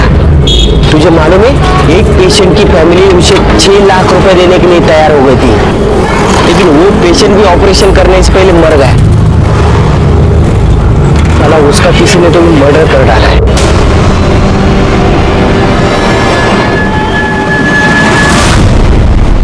साक्षी को अभी तक होश नहीं आया सर। वैसे मैंने डॉक्टर से बोल दिया कि जैसे उन्हें होश आए हमें इन्फॉर्म कर दे। क्या किस्मत है नसीब की, जो माँ अपने बेटे को बचाने के लिए किडनी ढूंढ रही थी, आज वही एडमिट है हॉस्पिटल में, वो भी बेहोश। सिरके किडनी ट्रांसप्लांट था, मतलब ज्यादा पैसे लगने वाला था, और घर में 25 लाख था। घर में 25 लाख पड़ा है, ये साक्षी के अलावा किस किस को पता था? ये बात ऑलमोस्ट सबको पता थी सर, जिग्नेश को, जिया को, छोटू को, वो ड्राइवर को भी। सिरके ये भी तो पॉसिबल है कि ये बात हॉस्पिटल में भी किसी को पता हो। चलो चेक कर दे किस किस को पता है। बालू तू इधर रुकना है, मैं जरा हल्का हो क्या था। हाँ बालू, दाव वड़ा पाव पार्सल मान। हो साहब दे दो।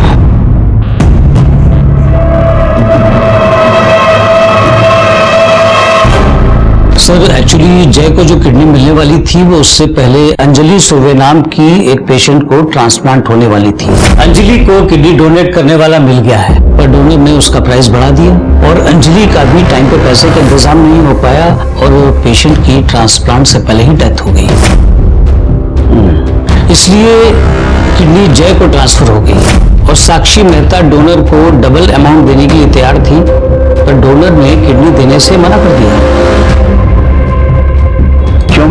क्योंकि प्रवीण ने साक्षी मेहता को किडनी न देने के लिए डोनर को 3 लाख रुपए दिया था, और जब साक्षी ने डोनर को डबल का डबल अमाउंट ऑफर किया तो वो तैयार हो गया और ट्रांसप्लांट से पहले जय का मर्डर हो गया। और सर अजीब बात यह है कि उसके बाद वो डोनर दोबारा हमारे पास नहीं आया। अंजलि के मरने के बाद उसके भाई की क्या रिएक्शन थी? सर वो बहुत बौखला गया था। किडनी नहीं मिला ना, नहीं मिला ना इसको किडनी। अभी मैं देखता है किसको किडनी मिलता है ना, मैं देखता इधर। छोड़ूंगा नहीं तुम लोगों को, सबको छोड़ूंगा नहीं तुमको। क्या प्रवीण और किडनी डोनर की डिटेल्स दे सकते हैं? या श्योर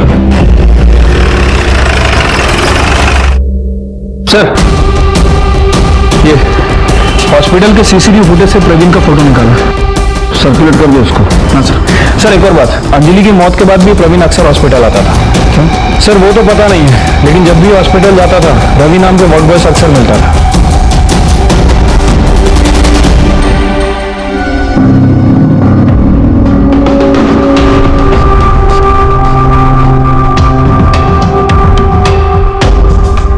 रवि, प्रवीण सुरभि से दोस्ती है ना तुम्हारी? सब दोस्ती नहीं, जान पहचान है खाली। जान पहचान है और मिलने हॉस्पिटल आता है?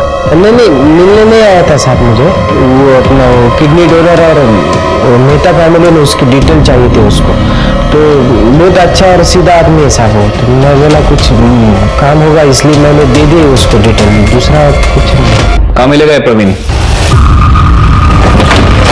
कौन चला गया? चल रहे कहाँ लेके जा रहे हो दादा को? दादा किधर लेके जा रहे हो दादा को?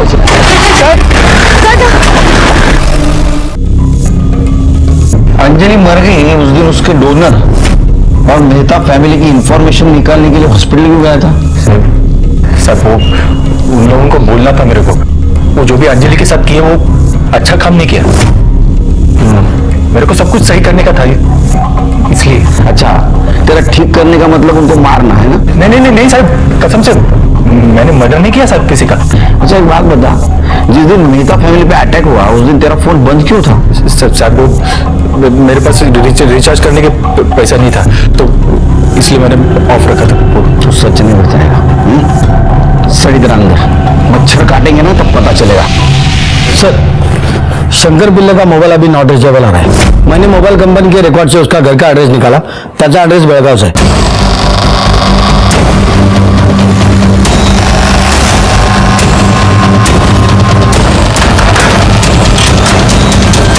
शंकर पिल्ले यही रहते हैं ना? हाँ। बुलाइए, कुछ बात करनी है। मगर वो तो काम ढूंढने को मुंबई गया है। मुंबई का कोई एड्रेस वगैरह है? नहीं, उसका उधर का पता तो मेरे को नहीं मालूम। जय और साक्षी केस में हमारे पास कोई ठोस सबूत नहीं था, लेकिन फिर भी हमने शक के बिना पर जिग्नेश और प्रवीण सूर्य को कस्टडी में रखा था। हमारी नजर नंदा भोजवानी पर भी थी और हम सबूत ढूंढ रहे थे कि ज्वेलरी और कैश नंदा और जिग्नेश ने ही चुराया इसका, लेकिन हमें कोई क्लू नहीं मिला। इधर साक्षी बेहोश थी, उसका होश में आने का हम इंतजार कर रहे थे, क्योंकि उसी ने देखा था उसके ऊपर किसने हमला किया है और जय को किसने मारा है, लेकिन उसके होश में आने का भी हमें कोई गारंटी नहीं लग रही थी। और इधर जिग्नेश को भी बेल मिली, क्योंकि उसके खिलाफ हमारे पास कोई ठोस सबूत नहीं था। और so called kidney donor Shankar Pillai की हमें तलाश थी, वो हमें मिला, लेकिन मरा हुआ।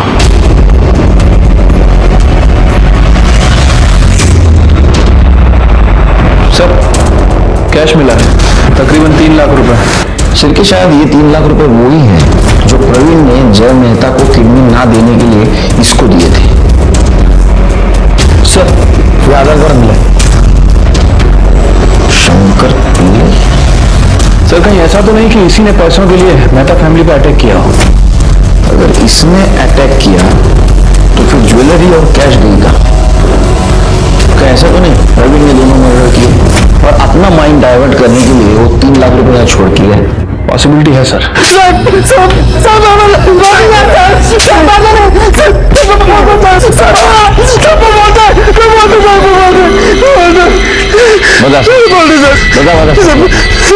बोलते सर। तो बता ना, मेरे को नहीं पता कौन इसको क्यों मारा सर। ये सच है? हाँ सर। फिर क्या? सच बोलो सर।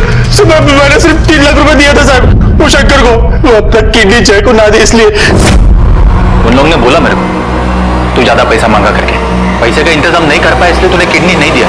चलेगा मेरे को, लेकिन मेरे को ये नहीं चलेगा कि तू किडनी उनको दे।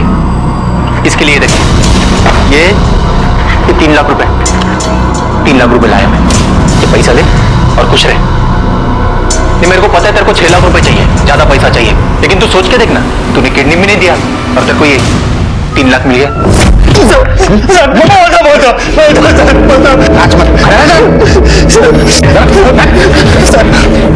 मेहता की मैं इसलिए गया था सर कि मेरे को उनको बोलने का था कि उनके जैसे बड़े लोगों ने वो डोनर को लालच देके मेरे जैसे गरीब आदमी के बहन को मार डाला। उनका बेटा भी वैसे ही मरेगा, ये बोलने के लिए एड्रेस चाहिए था सर, लेकिन मैं उधर गया नहीं सर।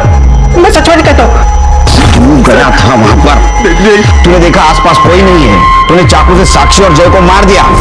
वो चाहे मर गया लेकिन साक्षी जिंदा है अभी भी, बेहोश है वो। सच कह रहा हूं सर, सच कह रहा हूं, नहीं मारा किसी को। फिर क्या बहुत नाटक करता है, एक्टर है एक्टर। इसको 3rd डिग्री की सेवा दे दो सर। कर दे सर। बोलेगा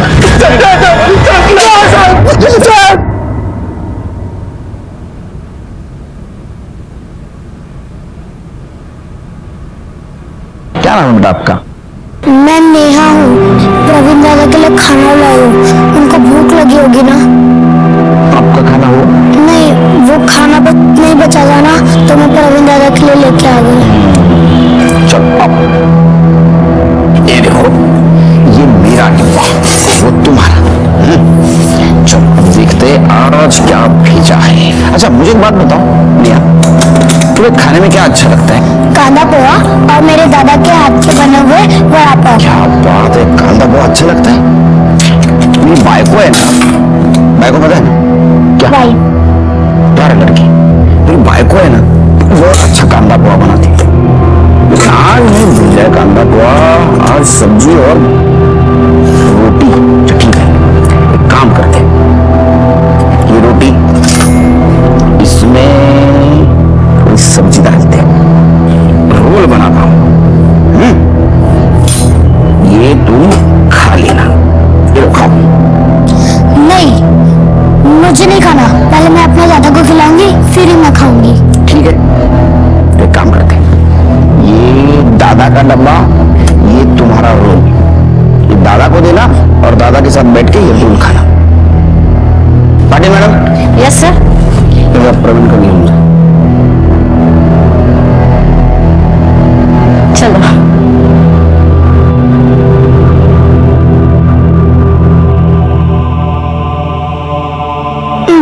दादा।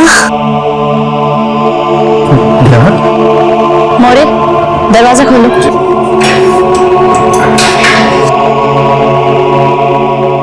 आओ।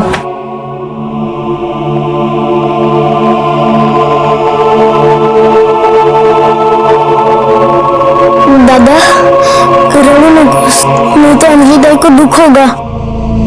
वो बोलती थी ना कि तुम रोते हो तो उनका दिल दुखता है।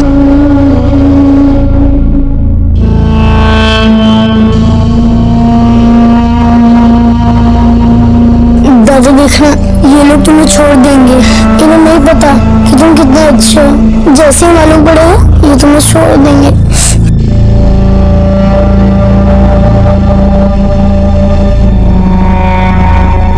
मैं तुम्हारे लिए खाना लाई हूं, तुम खाना जल्दी से खा लो।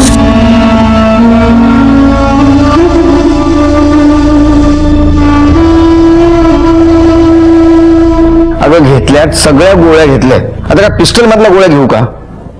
हाँ फोन दो, चल। सर इन्होंने खाना खा लिया। Good girl.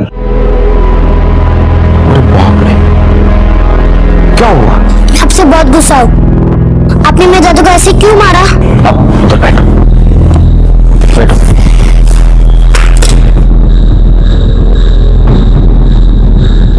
तुम स्कूल जाती हो, अगर स्कूल में तुम गलती करती हो तो टीचर क्या करती है? सजा देती है। वैसे ही तुम्हारे दादा ने कुछ गलती की है, उसकी सजा हमने उसको दी। मेरे दादा ऐसे नहीं है, वो बहुत अच्छे हैं, वो कभी गलती नहीं कर सकते।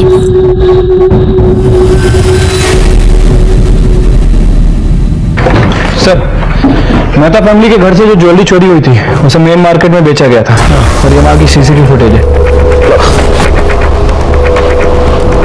ये सर। अच्छा, तो इन दोनों का हाथ है इसके पीछे।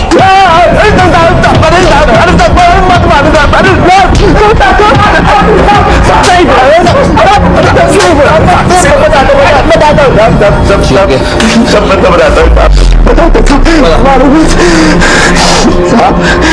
अब जब गहना और कैश चोरी किए हम दोनों मिलकर साहब। क्या? गहना जेवर और कैश चोरी किए। हम कुछ नहीं किए पर मारे नहीं किसी के साथ। बताना तंबू साहब, हम नहीं मारा नहीं साहब, चोरी किए थोड़ा सा नहीं मारे साहब।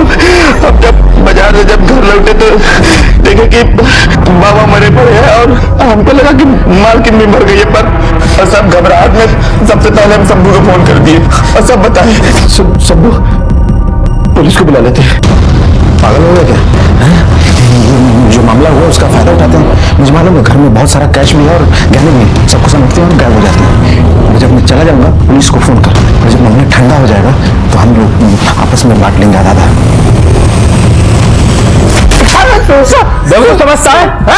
वो ऐसा पता चला रे घर में 25 लाख की कैश है साहब। वो भाभी हमको खुद ही बताई थी साहब। शंभू, तुम अभी घर चले जाओ, कल सुबह 9 बजे आ जाना। बैंक जाना है कैश निकालने के लिए। जय के लिए किडनी डोनर मिल गए हैं, देखना अब जय बाबा जल्दी ठीक हो जाएगा। शिरके, लगता है दोनों सच बोल रहे। ये चोरी जरूर की है लेकिन मर्डर नहीं किया है, क्योंकि शंकर पिल्ले की बॉडी के पास हमें 3 लाख रुपए मिले। शंकर पिल्ले के पीएम रिपोर्ट के मुताबिक उसे जिस तरह के चाकू से मारा गया है उसी तरह के चाकू से साक्षी पर भी हमला किया गया है और जय को भी मारा गया है। हो सकता है सर, क्योंकि अगर पैसों के लिए उन्होंने जय को मारा और साक्षी के ऊपर हमला किया तो फिर शंकर के पास तो 3 लाख रुपए थे, वो क्यों नहीं चुराए? चिरके, साक्षी का होश में आना हमारे लिए बहुत जरूरी है, क्योंकि मर्डर की आई विटनेस वो अकेली है।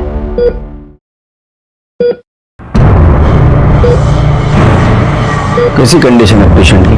इनके कोमा से बाहर आने के बहुत कम चांसेस है। हमने तो सुना था डॉक्टर पेशेंट की आखिर तक उम्मीद नहीं छोड़ते, आप तो उल्टा बोल रहे। इंस्पेक्टर साहब, मैं इनकी कंडीशन जानता हूँ। इसके अलावा भी और प्रॉब्लम है। इनका हॉस्पिटल का बिल लगातार बढ़ता जा रहा है। 2 दिन के अंदर अगर पेमेंट नहीं हुआ ना तो इन्हें मजबूरन हमें किसी गवर्नमेंट हॉस्पिटल में शिफ्ट करना पड़ेगा। हाँ, निकालो निकालो निकालो। आलो आलो। नहीं बेटा, यहाँ क्या कर रही हो? दादा के आने का इंतजार कर रही हूँ। पाटिल मैडम। जी सर। इलाज घेऊन जा, झोपायची व्यवस्था करायची और किसी ने पूछो तो बोलना मैंने बोला। Okay sir. जाओ बेटा। चलो बेटा।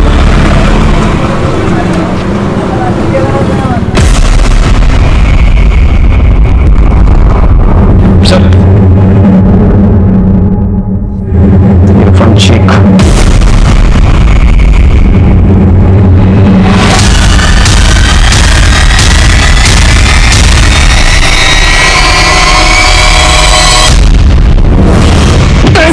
साहब मैंने कुछ नहीं किया साहब। साहब क्यों मार रहे हो साहब? मैंने कुछ नहीं किया साहब। साहब मैंने कुछ नहीं किया साहब। तो क्या किया है क्या नहीं वो सब हमें पता चला है, इससे कबूल करवाने की कोई जरूरत नहीं। जिया ने सब कुछ कन्फेस कर लिया। जिया ने सब कबूल लिया? हाँ, उसने बता दिया तूने कैसा साक्षी पे अटैक किया और जय को कैसा मारा। सब उसका प्लान था सर, मैंने कुछ नहीं किया, सब उसका प्लान था सर, मुझे फंसा रही है। अच्छा तो तू बता उसका क्या प्लान था? देख, अगर तू बताएगा ना तो तेरे को कम सजा होगी, इसकी गारंटी मेरी। सर, जिया को बेटिंग की लत लग गई थी। उसने इरफान भाई, गाय का भाई गुंडा है साला, उससे बहुत सारे पैसे ले रखे थे उधार और चुका नहीं पा रही थी, और उससे पैसे निकलवाने के चक्कर में मुझे घूरता था। एक दिन जिया ने मुझे कैफे में बुलाया और फिर सब तेरे चक्कर में हुआ। अगर इस बार भी तूने पैसे नहीं देना उसे जान से मार देगा मुझे। पैसे है मेरे पास, बस मुझे तुम्हारी हेल्प की जरूरत है। तो बताना यार क्या करना है, रोज रोज मार कराने से तो अच्छा ही है। मम्मी ने ना जय के ऑपरेशन के लिए कुछ बैंक से 25 लाख रुपए निकाले। अगर हमने वो चोरी कर लिए तो इरफान शेख से बच सकते हैं। सर, जैसा उसने बोला था मैं वैसे ही कर रहा था। लेकिन एक गलती हो गई कि चोरी करते वक्त मेरे से कुछ सामान गिर गया और उसकी माँ ने हमें रंगे हाथ पकड़ लिया और वो पागलों की तरह नीचे भागी और मैं भी उसके पीछे भागा।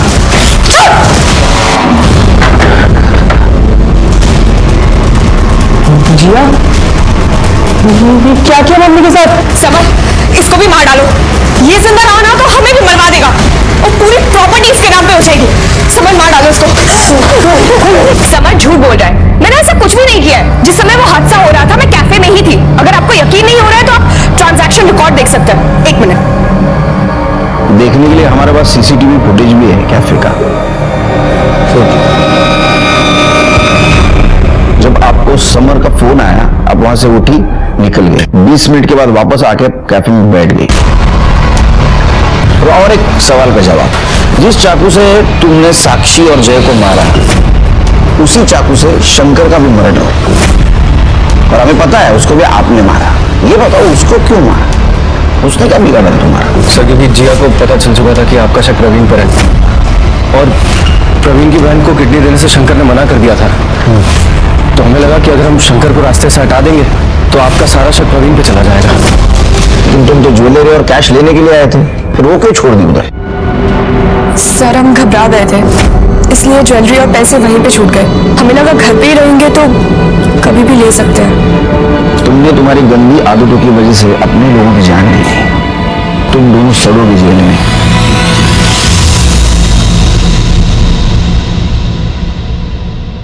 Praveen, I am extremely sorry. वैसे हमारी कोई गलती नहीं, सारे सबूत तुम्हारे खिलाफ दिख रहे थे। अच्छा, तुम वड़ा पाव की गाड़ी डालना चाहते हो? लगा, मैं पैसे दूंगा। वैसे मेरे पास तो बहुत पैसे नहीं है, लेकिन जितने भी हो सके उतनी मदद करूंगा मैं तुम्हारी, मुझे अच्छा लगेगा। नहीं साहब, आपने इतना बोला वही ठीक है हमारे लिए। इधर आप कभी नेहा को मेरे घर पे लेके आना। उसको कांदा पोहा बहुत अच्छा लगता है। मेरी वाइफ बहुत अच्छा कांदा पोहा बनाती है। आओ जरा। जो 2 लोग किडनी फेलियर की बीमारी से जूझ रहे थे, शायद वो बच जाते, लेकिन इंसान की लालच ने उन्हें मरवा दिया। अगर शंकर पिल्ले पैसे नहीं बढ़ाता तो शायद अंजलि बच जाती, और अगर जिया अपने भाई को बेरहमी से नहीं मरवाती तो शायद उसे भी कोई किडनी डोनर मिल जाता। दोनों फैमिली में अंतर था। अंजलि और प्रवीण एक दूसरे से इतना प्यार करते थे कि एक दूसरे के लिए जान देने के लिए तैयार थे, और इधर जिया ने अपने सगे भाई को इसलिए मरवा दिया ताकि वो जुए में हारे हुए पैसे भर सके। समर को जय मेहता और शंकर पिल्ले के मर्डर में और साक्षी पर जानलेवा हमला करने के केस में उम्र कैद की सजा हुई, और जिया को अपने भाई, मां और शंकर पिल्ले के मर्डर की प्लानिंग के लिए सजा हुई। इसी के साथ मैं सीनियर इंस्पेक्टर सुनील केलकर आप सबसे विदा लेता हूं। फिर मिलेंगे अगले एपिसोड में। तब तक के लिए सतर्क रहिए, देखते रहिए क्राइम पेट्रोल दस्तक। मकसद बताना नहीं, बचाना है। जय हिंद। इस तरह के और भी एपिसोड देखने के लिए हमारे चैनल को सब्सक्राइब करें और बेल आइकन दबाना ना भूलें।